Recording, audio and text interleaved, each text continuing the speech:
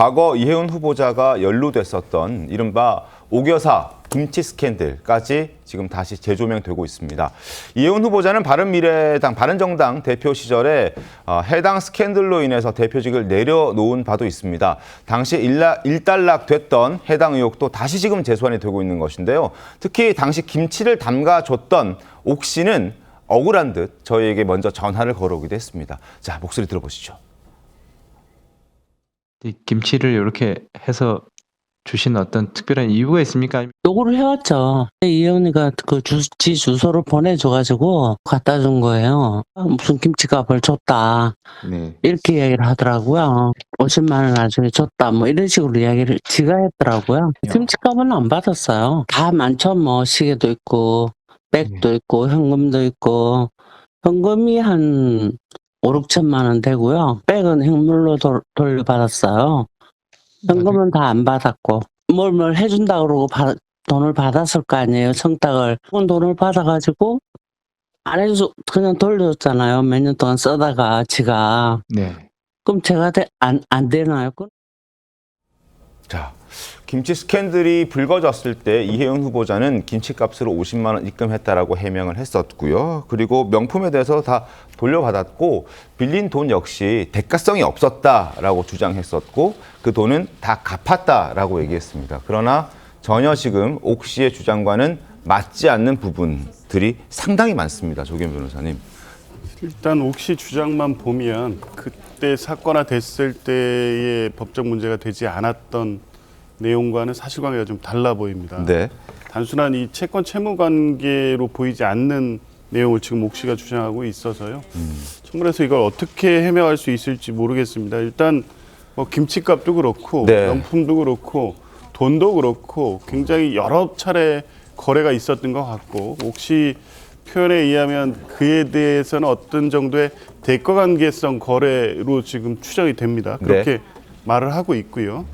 근데 당시 이제 수사 과정에서는 이걸 단순 채권 채무 관계로 받고 다 변제된 걸로 봐서 이제 문제가 안 된 건데 지금 시점 기준으로 이렇게 옥 씨가 얘기를 한다면 그때 수사 결과가 어땠는지 도대체 어떤 내용으로 수사가 돼서 그렇게 됐는지가 선뜻 납득은 안 됩니다. 네. 저는 뭐 이 청약 관련된 문제도 굉장히 심각하게 봤는데요. 물론 보좌진에 대해서는 어떤 공인의 이 같은 태도 문제여서 그걸로 결격 사유까지 될까 싶었는데 주택 청약 문제라든가 지금 이 돈 거래 문제에서 대가적 거래가 있었던 것처럼 보이는 이 부분에 대해서는 청문회에서 정말 납득할 만한 설명이 돼야 될 것 같습니다.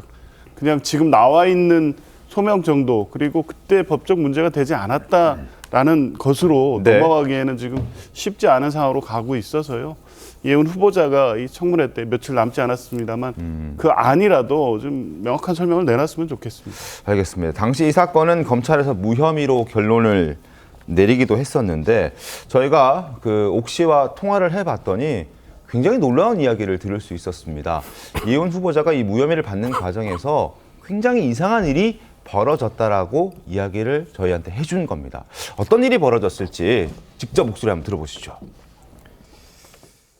경찰에서 네. 기소 의견으로 올라갔어요. 검찰에 이제 제가 출석을 해서 조사를 받고 있는데 네. 받고 있는 날 검사한테 연락이 와가지고 그날 이제 저도 조사를 제대로 안 받고 이 의원이 그렇게 거짓말을 해줘가지고 혐의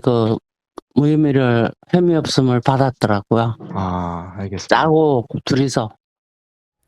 자, 조사를 받고 있는 상황이었고 근데 갑자기 검사한테 누군가가 검사한테 전화를 했고 그 전화를 받은 검사가 전화를 받고 난 다음에 자신에 대한 조사도 이해운 당시 의원에 대한 조사도 제대로 하지 않았다라는 겁니다. 뭔가 석연치 않다라는 당시 상황을 저희한테 얘기를 해줬거든요. 이 부분 어떻게 봐야 될까요? 글쎄 이거는 이제 현재 옥모 씨의 지금 일방적인 주장입니다. 네.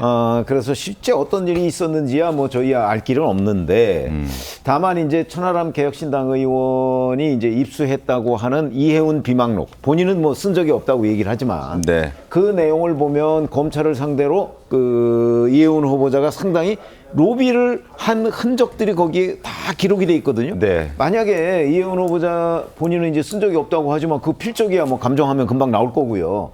거기에 있는 내용이라면 경찰에서 조사하고 있는 내용, 그다음에 검찰에서 이 부분을 보강 조사를 계속해서 지시하고 있는 내용, 뭐 이런 것들을 종합해 보면 아, 이혜원 후보자가 이 그 검찰 수사를 뒤집기 위해서 굉장히 많은 노력을 하고 있는 듯한 그런 그 메모들이 나와요. 네. 근데 이 두 개를 연결시키지 않을 수가 없어요. 지금 저 얘기를 보면. 네. 그러니까 이 옥모 씨가 주장하는 내용하고 그 비망록 내용하고 상당히 일치하는 부분들이 있거든요. 네. 그러면 이거야말로 진짜 조사를 좀 해봐야 되겠다. 정말 그 저 옥 씨가 조사받는 과정에서 검사의 누군가가 전화를 해서 그 조사한 내용을 다 몽땅 뒤집은 것인지 네. 지금 옥 씨는 그렇게 주장을 하고 있는데 네. 근데 그게 이제 천하람 의원실에서 입수했다는 비망록 내용과 상당 부분 맥락이 같다.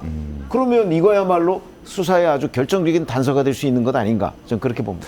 알겠습니다. 물론 옥 씨의 사건과 비망록에 나와 있는 그 사건은 다른 사건입니다만 비망록에 나왔던 흔적들을 봤을 때 옥 씨 사건에도 그러한 비슷한 어떤 행동들이 있지 않았을까라는 추정을 저희가 지금 해볼 수 있는 것인데 당시 지금 옥 씨의 설명을 조금 더 들어보면 이혜원 후보자가 당시 의원으로서 정보위 소속이었고 그리고 같은 당의 의원이 전화를 했다라는 주장을 하고 있는 겁니다. 자, 김광사 변호사님 검사 출신이시잖아요.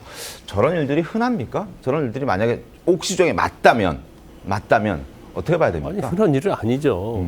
더군다나 이제 권력을 가진 국회의원이 네. 특히 그 같은 동료 의원이 있잖아요. 그럼 동료 의원이 이제 경찰 출신이단 말이에요. 네. 이제 어떻게든지 선을 닿아서 자기에 대한 어떠한 불리한 것을 뒤바꾸게 하려고 하는 그런 시도는 뭐 일반적으로 있을 수는 있겠죠. 그런데 이 사건 자체가 경찰에서 검찰의 기소 의견, 네. 그러니까 죄가 된다는 의견으로 검찰로 갔단 말이에요, 사건이. 네. 우리가 송치라고 하는데, 그럼 일반적으로 그런 사건은요 뒤집어지지 않습니다.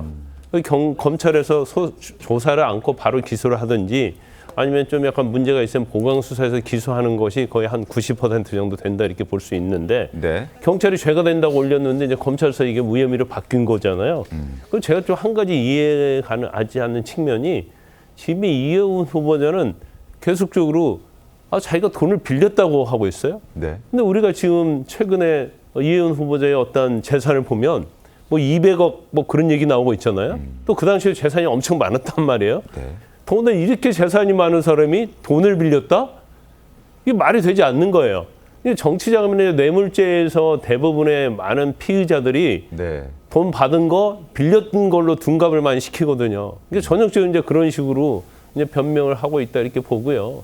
아마 지금 이혜원 후보자가 계속적으로 나오는 의혹을 보면 일단 보좌진에 대한 갑질 의혹뿐만 아니라 자기의 의원이라는 그러한 직무, 직위를 이용해서 권력을 이용해서 그거 어떻게 보면 굉장히 부정한 행위, 위법 행위를 해놓고 결과적으로 자기의 의원의 직위를 위해서 막으려고 하는 그런 행태가 지금 한두 건이 아니잖아요. 그래서 이런 부분들이 뭐 다 드러나고 있다 이렇게 볼 수밖에 없고 그 다음에 청문회 가면 뭐 제가 볼 때는 뭔가 진짜 청문회를 네. 청와대에서 지켜보겠다고 하면 오히려 청문회 때 뭐 커다란 한 방이 나올 가능성이 있다 저는 그렇게 봅니다.